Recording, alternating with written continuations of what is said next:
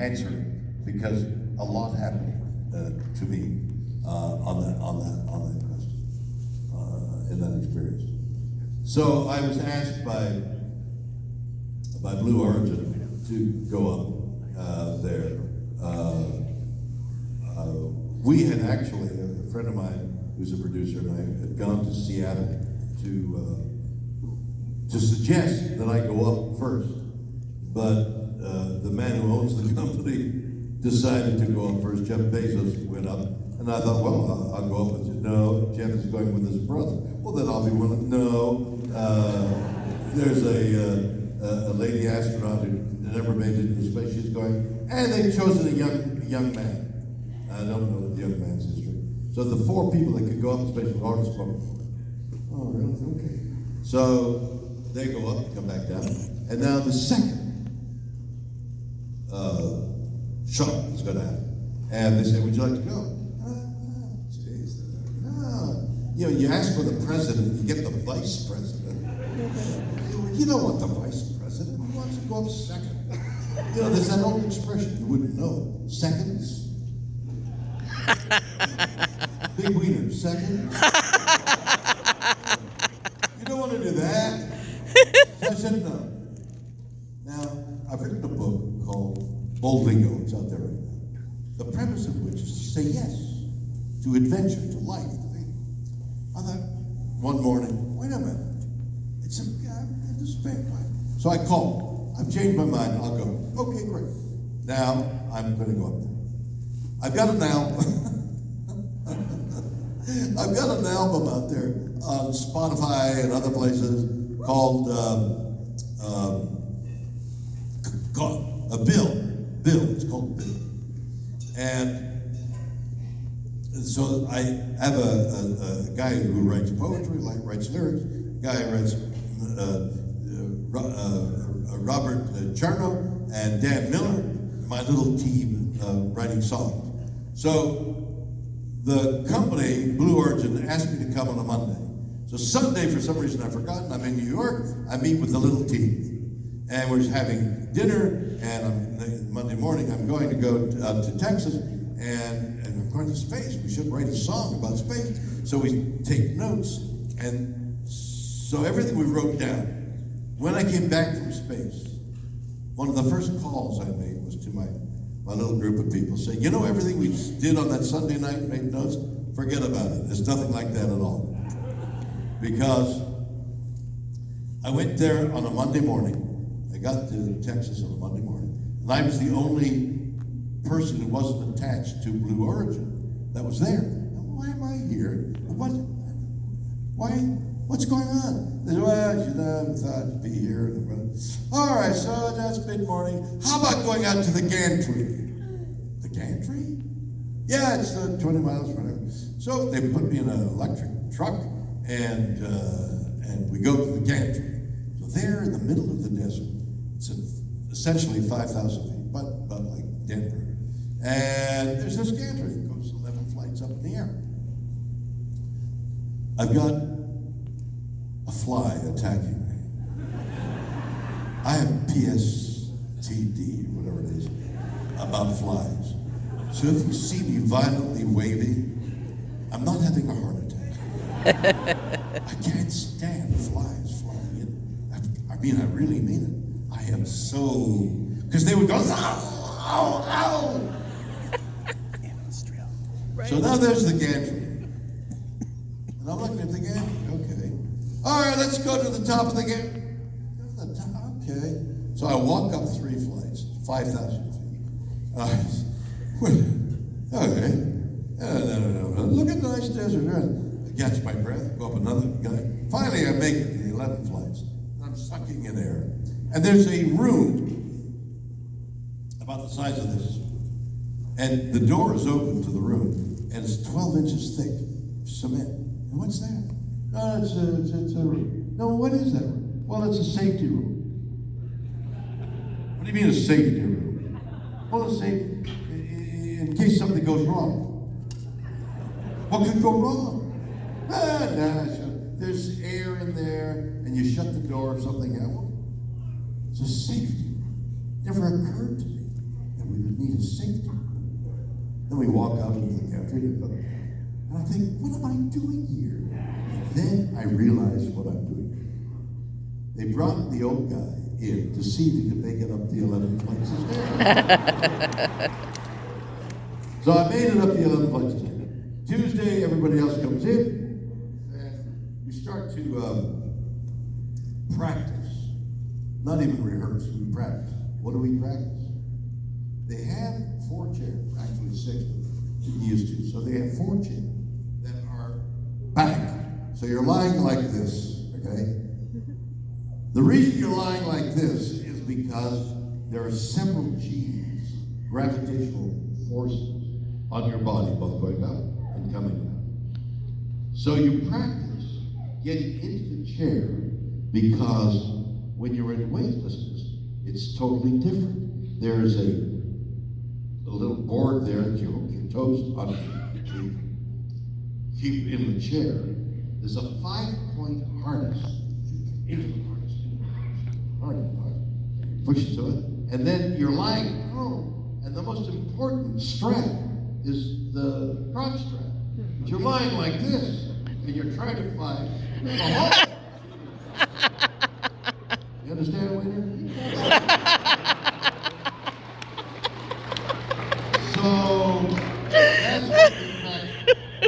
Now it's time to go up in the air. And when I get back to the gantry a couple of days later, there is the rocket being fueled. And the excess fuel is coming out like an exhaust blast. What's that? They said it's hydrogen. It's hydrogen. Hindenburg? Huh? The documentary on the Hindenburg? You know why the Hindenburg burned? Hydrogen.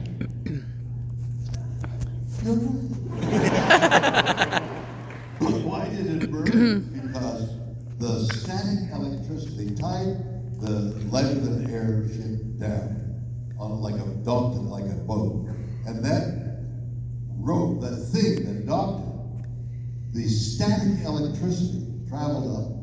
The shell of the Hindenburg was anodized something, some kind of metallic coating. The spark went along the way to the far end where there was some hydrogen leaking. The spark lit the hydrogen. The lighter-than-air ship totally consumed, and it was headlines forever. And even now, every so often they play the documentary where the Hindenburg is burning, little people are running away, and the announcer who's saying, oh, there's an airship. Oh, the humanity of it! Tragic. People burn, die. Hydrogen. What do they put in the hydrogen? That's what they said. Hydrogen. Now I'm in the seat, and the vessel's getting ready. There's a countdown, and before the countdown starts, the announcer says, "All right, we're going to remove the gantry. Anybody who wants to get off, you get off now."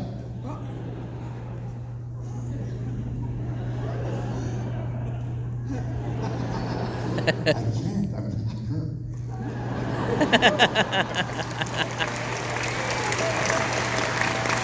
So I don't go. T-minus 17. Hold it. There's an anomaly. What's an anomaly? What's an anomaly? What's an anomaly? An anomaly is something that doesn't belong there. I'm in a spaceship with hydrogen, and something that doesn't belong there is there. I don't want it to be there. Okay, anomaly's over. Okay, continue the count. We're up in the air. Geez, oh my God, we're gonna die. No, geez, I'm in weightlessness. I had seen footage, because there's cameras. You can imagine cameras all over. I had seen Jeff Bezos in space. You're the camera. Jeff Bezos is floating with his legs open on his stomach, floating around. The kid is taking candies and is throwing candies at his asshole.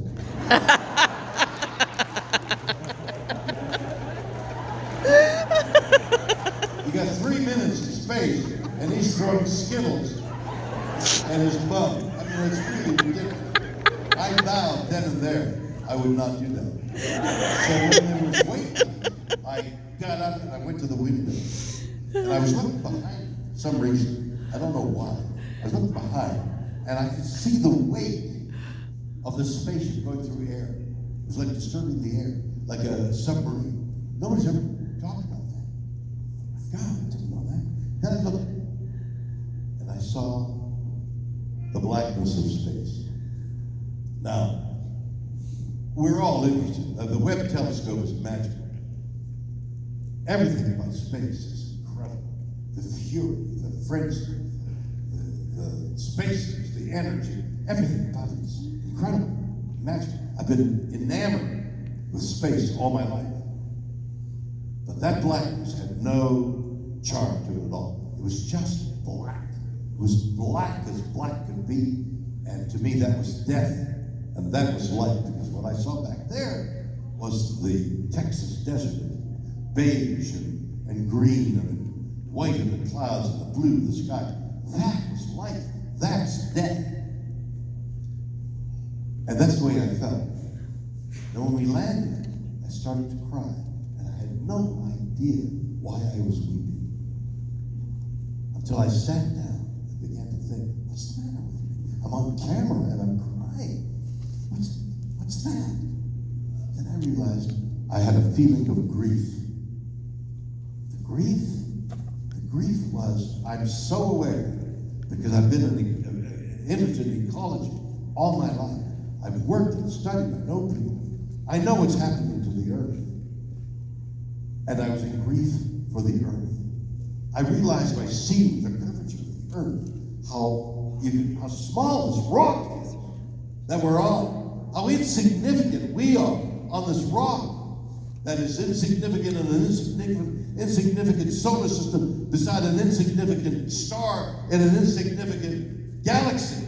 We're nothing. Why are we here? And later it occurred to me, we're here to pay attention to the awe and the mystery of life.